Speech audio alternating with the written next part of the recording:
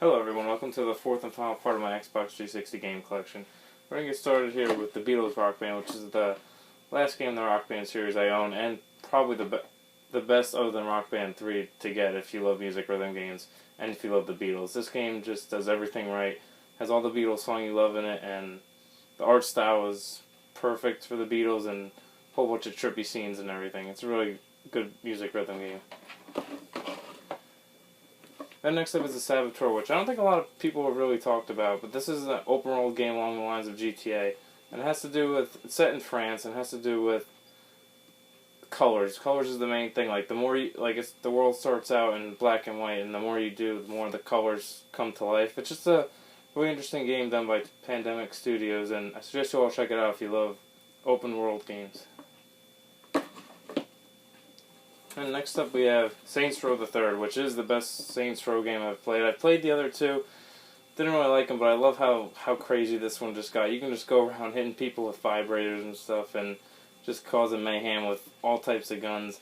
This is the best Grand Theft Auto rip-off game, and I suggest you all check it out if you haven't played it. Then next up is Shadows of the Damned, one of my favorite third-person action games on the 360, and it's also done by my favorite studio, Grasshopper Manufacturer. This game plays exactly like Resident Evil 4 if you ever played it, or Gears of War, all those types of game, but the story mode is great, this character is great, and you also have the gun that talks to you the whole time. And this game, I suggest it's really cheap if you go out and find it now. I just bought it a couple weeks ago, but I beat it back when it first came out, and I just loved every bit of this game. And next up we have the Silent Hill HD collection. I've only started playing Silent Hill 2, and it's really good. I love the old school survival horror games like Resident Evil 1, 2, 3, Silent Hill, all those other ones. But this is a really good collection if you love survival horror games, so I suggest you all go check it out if you haven't. I heard really good things about the third one, and I hope to get back to this one day. Okay, next up we have another game that thankfully came out because Square Enix picked it up. Sleeping Dog is a great open world game, exactly like Grand Theft Auto, but it takes place in Hong Kong, and you're an undercover cop working for like the mafia pretty much, and it's kind of like The Departed if you've ever seen it, but in Hong Kong and a little bit different. This is a great game if you guys haven't played it. Another great game along the lines of Saints Row 3 and Grand Theft Auto 4. Next up we have Spider-Man Shattered Dimensions, which is another really good Spider-Man game. How each level had something different to do. Like if you played as newer Spider-Man, the level would be stealth, just straight action adventure if you're regular Spider-Man, and it just added a lot of good story elements, and it's a really great Spider-Man game. So go out and play this if you guys haven't played it. Next up we have Spider-Man 3, the movie game. This is a disappointing Spider-Man game, especially after coming off of Spider-Man 2, which is one of the best movie games ever released. This one just didn't do it for me. It's just an okay game, but I really wouldn't suggest checking out if you like Spider-Man. Next up is the third and final game of the Burger King games that I released, Sneak King.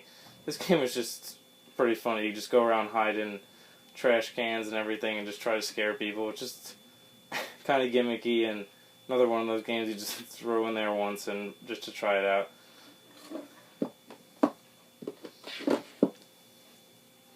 And next up we have Spider-Man Web of Shadows, which is another disappointing Spider-Man game. This one I just couldn't get into either. It plays pretty much exactly like Spider-Man 3, but threw Wolverine in there and everything, and I just really wasn't a big fan of the story mode or anything in this game.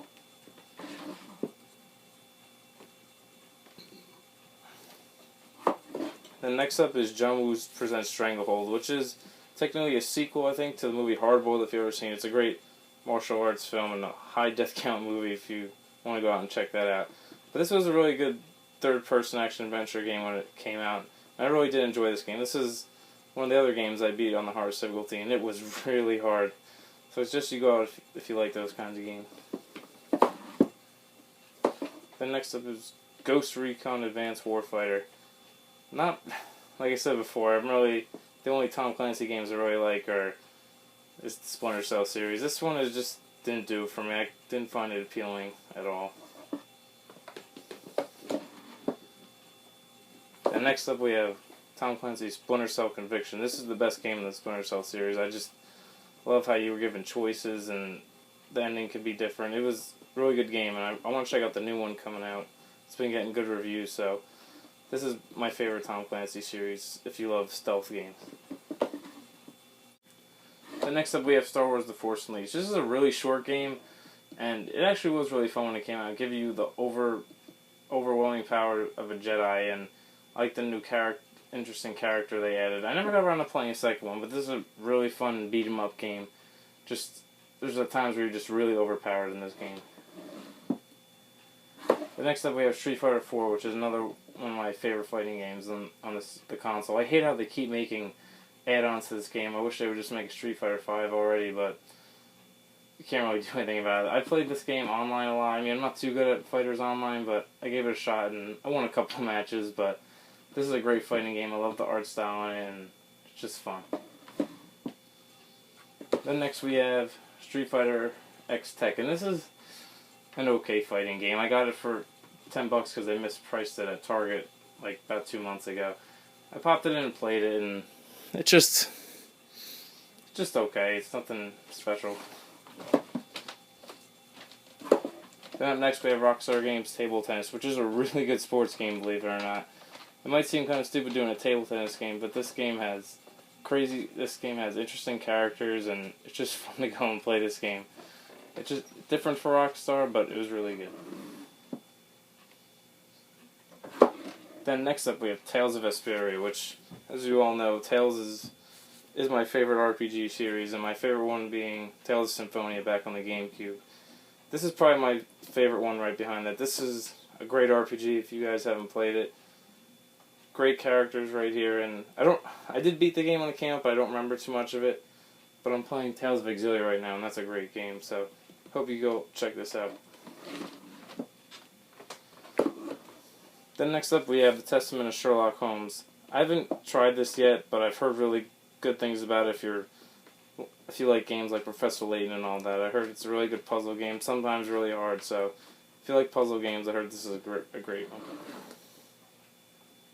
Then up next we have Tomb Raider, which is one of my favorite games that came out this year. This game took me by surprise. It's pretty much like playing Uncharted, but a girl version and just going along in the wilderness, and this is a great reboot to the series. I really wasn't a big fan of the other Tomb Raider games, but this is the Target edition. It's this nice steel book.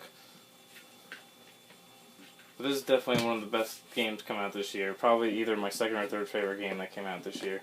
Great game. Then next up we have Transformers War of Cybertron. This is a really good Transformers game. I was never like the hugest fan. Like, I've seen the movies, which aren't really very good. I was never like a huge fan growing up with Transformers, but this is a fun game. It has the original voices of Optimus Prime and all of them, and it's a fun game. Then next up we have UFC Undisputed 2009, which is the first UFC game that came out, and it just set the bar for all other mixed martial arts game. It just has the right formula, and just as each one came out, they improved upon each other. So this was a good starting game for the franchise. Then we have UFC Undisputed 3, which is the best UFC. It has the biggest roster, and just fun if you love mixed martial arts. It's a little steep learning curve on it, but once you get it down, it's a pretty fun game to play. Then next up we have The Witcher 2, which is still sealed. I've never got around to playing this. I picked it up on Cyber Monday. It was on GameStop for $10, and I've just been waiting for the time to play a huge RPG like this, but I've heard very good things about this, and The Witcher 3 looks amazing, so I can't wait to check this out. Okay, then next up we have X-Men Origins Wolverine, and this is another really movie-based game done really well. And if you love Wolverine, this is probably the best game to play. It's a great action-adventure game. It's just fun going around killing people with his claws, and this is an example of how to do movie video games right. So go ahead and check it if you're interested in that. Then next up we have an Xbox Live Arcade Unplugged compilation. And the games it has in it are PopCap Speedrule 2, which is an okay puzzle game, not really interested in that. Geometry Wars Retro Evolve, which is an excellent analog shooting game if you haven't played that. Wiki Fable Souls is an interesting game, a little bit dated, but it's pretty fun. Then it has Texas Hold'em Poker. I'm not a big fan of that. Outpost Kowalski X, which is a very weird sim game that I couldn't get into. And then Backgammon. So if you love any of those games, this was really cheap if you can go and find it, but just a simple way to get some arcade games. Then next up we have another arcade compilation. This has Pac-Man Championship Edition, which is a great update to Pac-Man. It says Uno. It's pretty fun if you like Uno. Boom Boom Rocket is a really good music rhythm game if you guys haven't tried it out. Then we have Feeding Frenzy, which is a really fun game where you just go around eating fish. And Luxor 2 is a really good game too. So go out and check these out if you've never heard of them. So next up I have some Kinect games. Now I wasn't the biggest fan of the Kinect. I went out and bought it the first day it came out and I was very disappointed with it. It had like no titles, most of them were kiddie games and most of them were just gimmicky, kind of like how the Wii was. So we'll start off with Kinect Adventures, which is the game that your Kinect came with if you got it back then. And this is a pretty fun game. It demonstrated what the Kinect can do, and this game gives you a hell of a workout, so you can't really complain. This is actually a pretty decent Kinect game. Then next up we have Fable the Journey. This I haven't given a shot yet. I bought this at Black Friday for really cheap, and I don't have my Kinect plugged in right now because I really don't use it, but hope to checking this out soon. I really love the Fable series, except Fable 3 as I told you, but check it out soon. Then we have Kinect Sports, which is pretty much exactly like Wii Sports. It's just gimmicky and it's fun, I guess, if you like little mini games for soccer and volleyball and all those type, bowling and all those type games. So if you really like your Kinect, I suggest you check this out, but it's not really necessary. Then the next three are Zumba games. I'm not a big fan of Zumba, but my wife is, so she likes playing them a lot. So we have Zumba Core, Zumba Rush, and then Zumba Fitness Join the Party. They're all basically the same games. They're just shows you as an instructor showing you on screen what to do, and you just pretty much follow what he does on screen, and it gives you a rating based at the end of the song. They're pretty good games if you like Zumba. Even if I've had some fun playing them, but I don't go play them all the time or anything. And then finally the last game, which is stuck down here, is this huge Seen It movie trivia game. And I'm a big fan of Seen It and movies, and this is a really fun game. I mean, the board games are better, but if you like playing it on the Xbox, this is a great way to go. So I hope you guys all enjoyed my Xbox 360 collection video, and if you guys have any ideas on what my next video should be, I want to do a Blu-ray update soon, but I gotta watch a couple of the movies that I got. So if you want to see a video, just comment down below, and thanks everybody for watching.